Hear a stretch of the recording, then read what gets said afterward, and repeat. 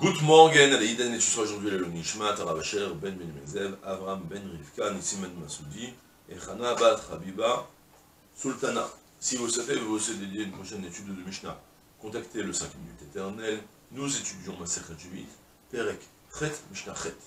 En lokrim avadim bekarkaot ou behemat mea midmei shviit. Vim lakach yochal kenegdan. En mevin kine zavim vekine zavot vekine yoldot midmei shviit. Vimevi, yochal kenegdan. En sachim kelim beshemen shel shvit, vimzach yochal kenegdo. On a évoqué à la fin de la Mishnah précédente le principe de la shvit qui rend la contre-valeur du dosha. Soit, j'ai une pomme, je reprends l'exemple, j'ai une pomme de shvit, je ne veux pas la manger, je la vends à mon voisin, il me donne 5 shekels, je reçois 5 shekels qui reçoivent une gdoucha de shvit. Avec les 5 shekels, je vais acheter un œuf. L'œuf, il devient kedosh shvit, l'argent, il n'a plus de gdoucha. Et ainsi de suite. Si l'œuf, ensuite, je le troque contre du poisson, le poisson, il sera une boîte de thon, et bien le thon, il sera kadosh shvit de nouveau, et l'œuf, il sera plus kadosh. Parce que chaque fois que je le troque, la gdoucha, elle sort, elle rentre sur l'un, à l'exception du fruit, le même de la shvit, on n'en a plus besoin du fruit pour le moment. Ce qui m'intéresse maintenant, c'est le fait que j'ai le droit d'utiliser, le fait que j'utilise la contre-valeur de la shvit, et que je peux encore la revendre, mais que la contre-valeur, elle s'imposait des lois de Shemitah de nouveau.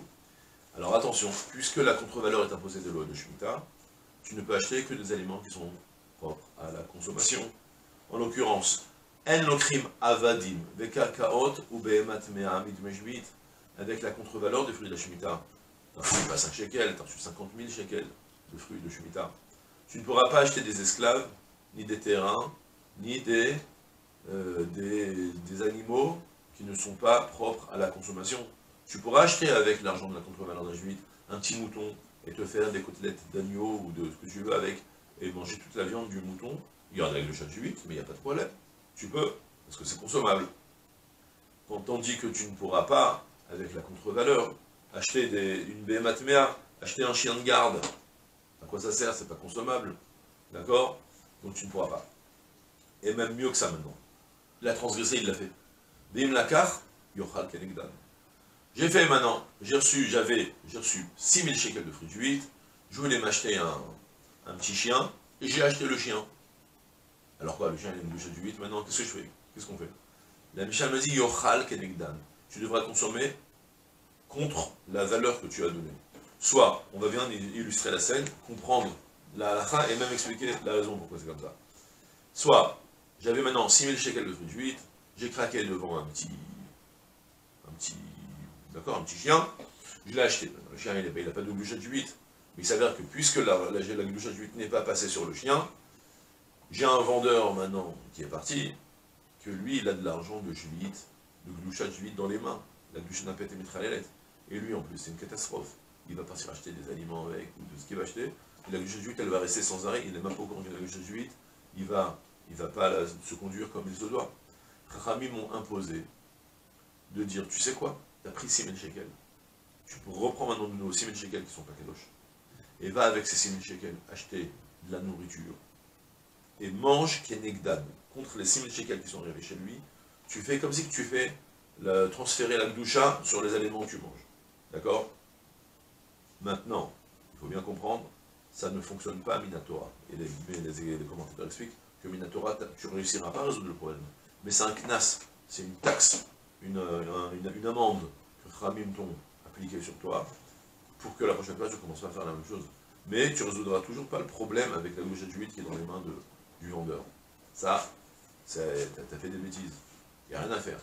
Mais malgré tout, on a au moins imposé cette amende, cette punition, d'acheter en contre-valeur pour que tu ne profites rien de la gdoucha de shvit, de l'argent de gdoucha de shvit que tu as dissipé, que tu as éliminé à cause de ça. D'accord?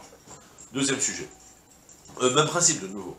Mais en mevin, kinezavin, vekinezavot, vekineyoldot, midmei shvit.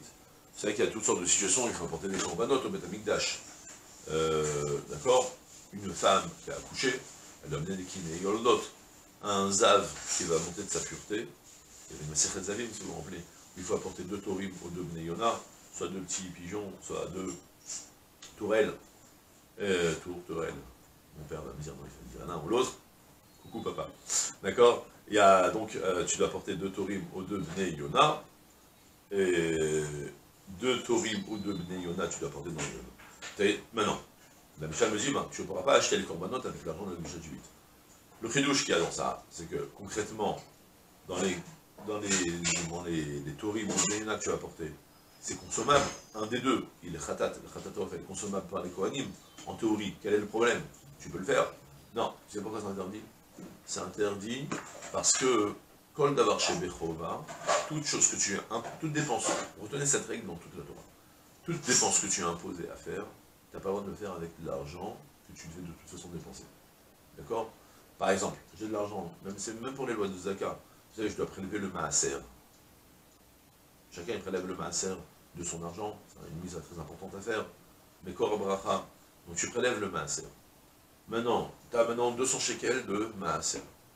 Si tu as quelque chose que tu es de toute façon obligé à faire, d'accord? Par exemple, donner le machatzita shekel, donner l'argent pour Purim, donner le matanot le'evionim. Tu ne pourras pas donner le matanot le'evionim avec ces 200 shekels de maaser. Pourquoi? Parce que matanot le'evionim, tu es obligé de le faire de toute façon. Tu ne prends pas de l'argent que tu dois de toute façon donner pour accomplir une obligation que tu as sur toi. C'est une règle générale dans toute la Torah, vous la retrouverez. En l'occurrence, c'est ce qu'on a ici. Les kiné zavim, kiné yoldot, ou les kiné, d'accord, kiné zavim, kiné zavot, kiné yoldot, la même chose. Et c'est des choses que tu es obligé de faire avec ton propre argent. Tu n'as pas le droit de le faire avec de l'argent que tu dois de toute façon dépenser à la consommation. D'accord? C'est le principe.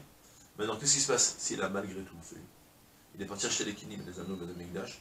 Même de nouveau, même principe. Yochal kenegdan. Vi me vi, yochal kenegdan. Si malgré tout il a apporté les korbanot, tu devras manger contre la contre-valeur. Tu as dépensé 50 shekels pour aller acheter tes deux petits pigeons là, tu les as mis en korban. Sache que maintenant tu n'avais pas le droit de faire ça.